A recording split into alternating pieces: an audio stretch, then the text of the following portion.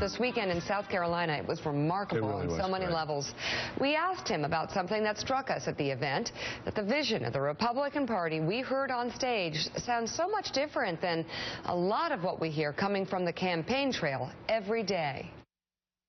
This is my Republican Party. This is our Republican Party. This is the Republican Party. And this is one of the reasons why we're doing this, is because we're showing that this is, number one, what we care about.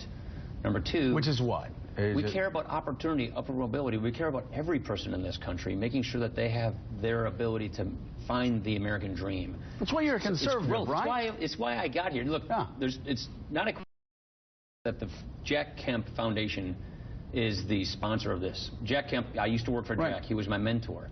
He was the person who put the heart in the heart and soul of the Republican Party to show us a party of inclusiveness, of opportunity, of aspiration, of the American idea.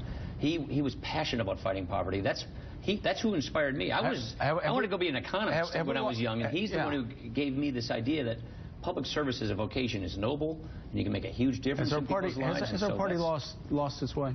Has our party lost its way? Our party's in a debate with itself in many ways. But I think we, as conservatives, this is what we believe. I think we do a bad job of fighting over process and fighting over this issue or that issue or this poll or that poll, when we don't do a good enough of job of explaining to people this is what our vision is, this is what we want to see happen, these are the people we want to see helped in this country, and we're worried that the country is more polarized, more bitter, and going on this dangerous path. That's not just the Republican Party. I think all Americans feel that way. You saw America 4 years ago up close when you were running with Mitt Romney.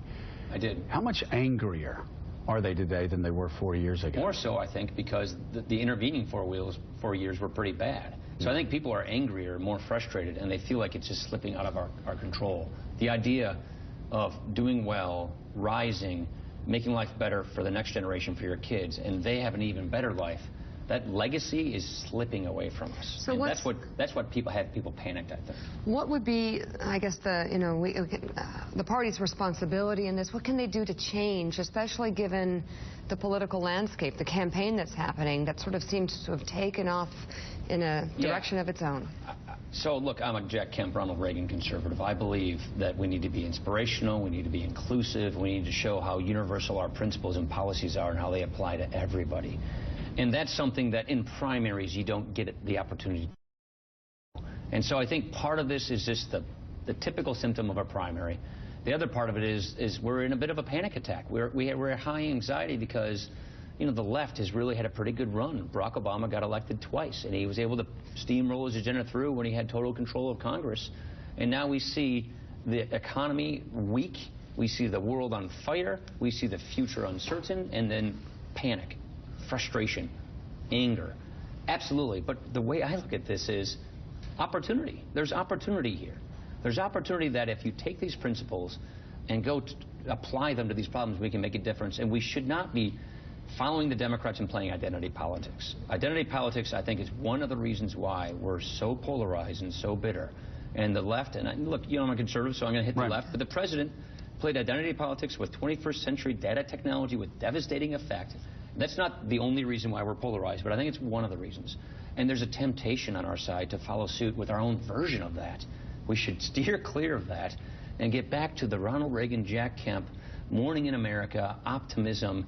These are universal principles. Let's not talk to people in ways that separate them from other people. Let's talk to people in ways that combine us, that include us, that are universal, that are unique to America's founding. And that's what I think is what people are yearning and hungry for. And that really is the essence, the guts, the tradition of the Republican Party. And that's what we're talking about. That's why Jack Kemp's still relevant in 2016. Right. In closing, you will be sitting... Do you think he's practiced yet? I don't know. Do you think he stands in front of the mirror and practice? I don't know. Because I would. Because it's like on you, cameras on you nonstop. So you're going to be... You didn't like my beard? Well, I liked it.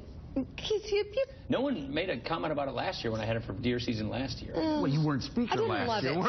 Didn't love it. You are speaker now. Are you enjoying it? Yeah, for the most part. For the most part. All right, you'll be behind the president for the first time, State of the Union.